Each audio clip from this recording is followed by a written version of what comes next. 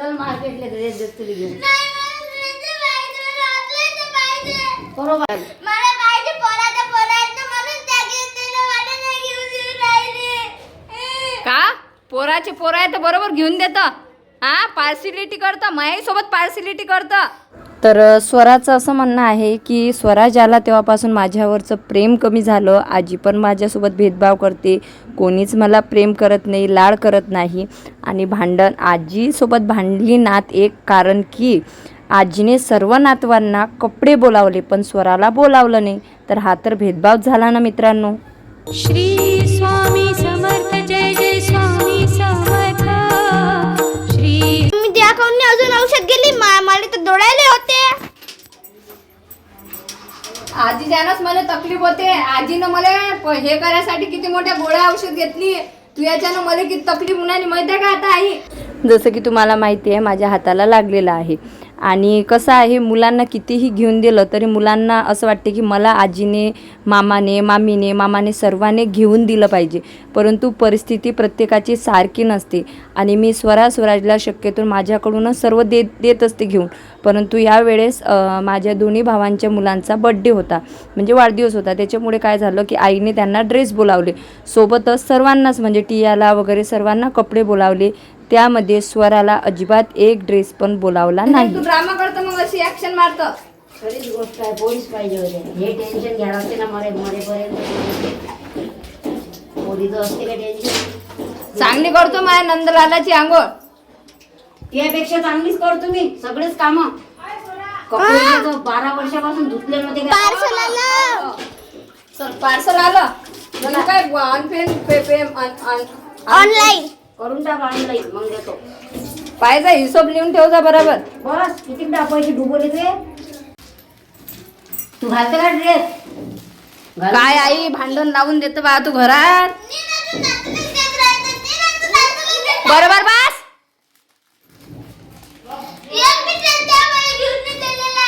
चल मार्केटला ड्रेस देतो घेऊन. बरोबर इले लगेच काय पाहिजे. आई मागच्या महिन्यात मी तिला 2 ड्रेस घेतले ना अमेझॉनवर. इले माणसा परत कपडे अलग पाहिजे म्हणते ते. पहिलेच तर ते म्हणते भेदभाव करता म्हणते तुम्ही माया. ते पोराचे पोरं आहेत तर मागशील नाही माहिती आता. पोराचे पोरं आहेत म्हणते. आई थांब. आई तू थांब. मला पाहिजे पोराचा पोराचा म्हणून त्या घेऊन मला नाही घेऊन राहिले. का पोराचे पोरं आहे तर बरोबर घेऊन देतं. हा पार्सिलिटी करतं, माझ्यासोबत पार्सिलिटी करतं.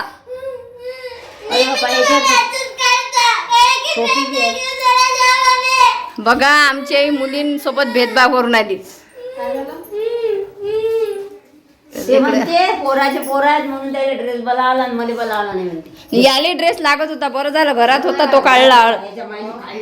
आईने मला बोलली होती की स्वराला पण ड्रेस बोला. परंतु मागच्या महिन्यात मला जेव्हा अमेझॉनचं प्रमोशन आलं होतं तेव्हा दोघांना मी 2 ड्रेस दिले होते. आणि कसं आहे माझी परिस्थिती ठीकठाक आहे त्याच्यामुळे मी माझ्या मुलांना कपडे घेऊ शकते. आणि आई कशी शेतात जाते त्याच्यामुळे मला चांगलं वाटलं नाही की आणि मला असं वाटलं स्वरा समजूतदारपणा घेईल आणि ती म्हणणार जाऊ दे आपल्याला मम्माच तर भरपूर ड्रेस देते तर आपल्याला ड्रेसची गरज नाही.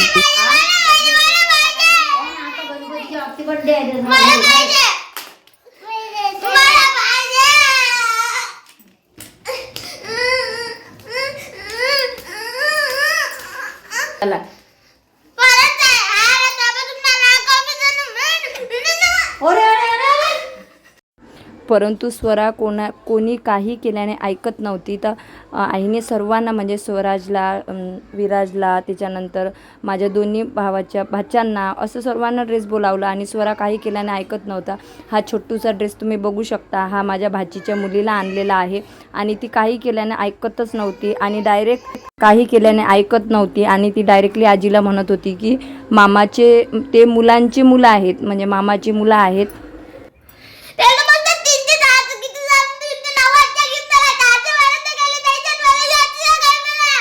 बापाने माझ्यावर पैसे दिले का.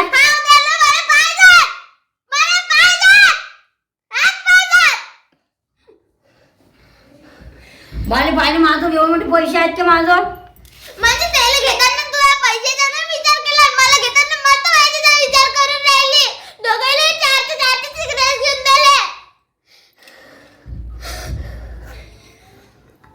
नागिन तिकडे पाय पहिलं माग.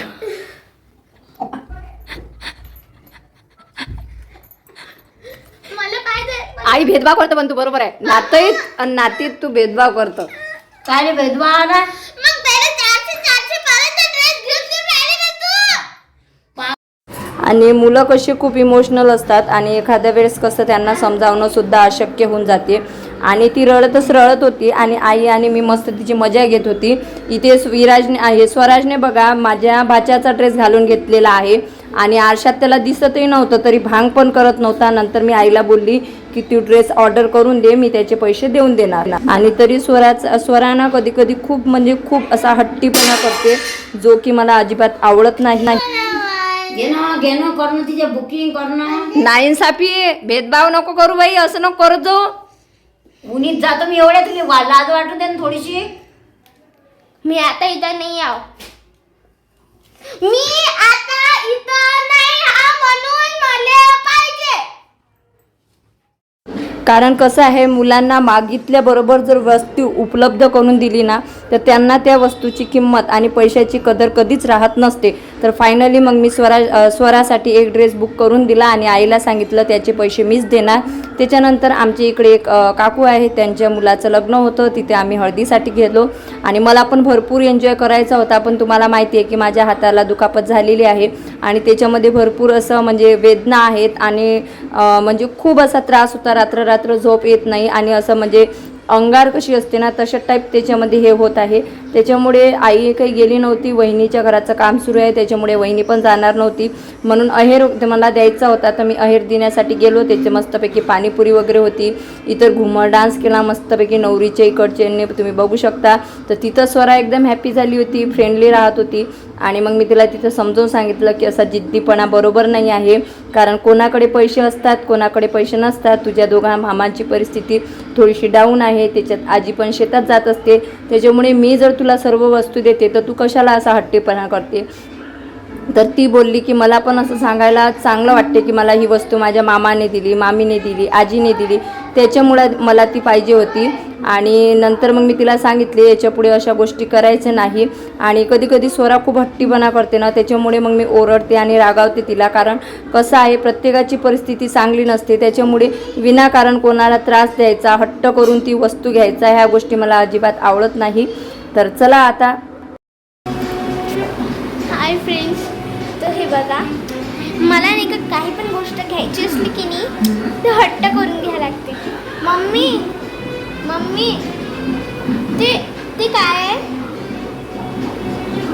ते पाणी आहे काय? पाणी आण माझ्यासाठी. लवकर नाही आहो तुम्ही. आण ना मम्मी माझ्यासाठी पाणी. नाटकं कमी कर.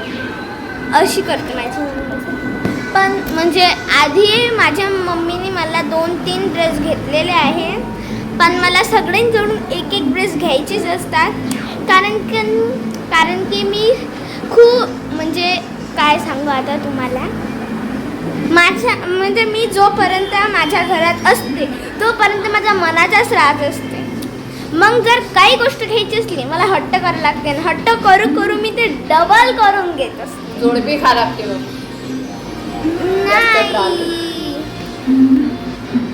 बघितलं का आजकालची मुलं थोडंसं कमी झाली की लगेच आमच्यासोबत भेदभाव होतो आणि आम्हाला कोणी प्रेमच करत नाही. आणि हे तर पोरगी एवढी ड्रामेबाज झाली बाबा.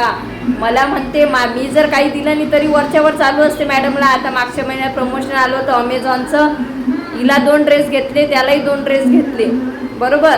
आता ती जाणार आहे हॉस्टेलला जाणार आहे तर तेव्हाही तिला भरपूर शॉपिंग करून द्यायची आहे सर्व. तरी पण तिचं चालू असते. स्वराज आला तेव्हापासून मला लाळच करत नाही. स्वराज आला तेव्हापासून. खरी बात है, ये बहुत सच्ची बात है. तसं नाही आहे, तो लहान आहे सध्या. भेदभाव माझ्यासोबत खरंच खूप भेदभाव होते.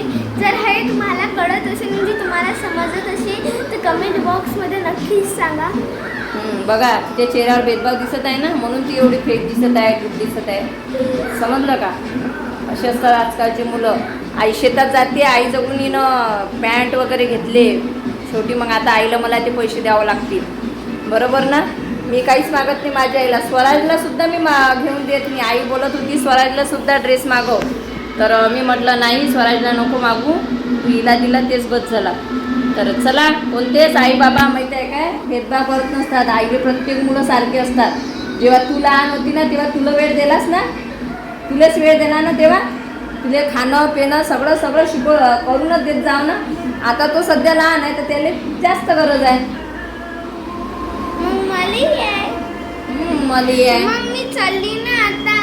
अरे तर बाबा चालली तर काय आमचं डोकं आऊट करून जाशील? नको जाऊ आम्ही तर तुला म्हणणार नको जाऊ, घरी राह. नाही तर बरोबर आहे ना, तुम्हीच सांगा आता. असं जर हे ब्लॅकमेल करत राहील तर कसं होणार आहे माझं? एक तर कालपासून हाताचं हे बघा, पण भरपूर कामं करत आहे माझी मुलगी, तुम्हाला सांगतो. घरातले कामं करते, कल्ला खाते, ओरडा खाते, कामं तेच करून आली घरातली. म्हणजे ती भांडे वगैरे हे बघा, साफसफाई वगैरे तेच करत आहे. आणि आई स्वयंपाक करते, म्हणजे आई कपडे वगैरे धुते आणि वहिनी स्वयंपाक वगैरे करते. तर असं माझं सुरू आहे. आता मला बरं आहे. तर उद्याच्या लग्नाच्या ब्लॉगमध्ये भेटूया, कारण आम्ही मस्तपैकी लग्नात गेलो होतो, तिथं भरपूर एन्जॉय केलेला आहे.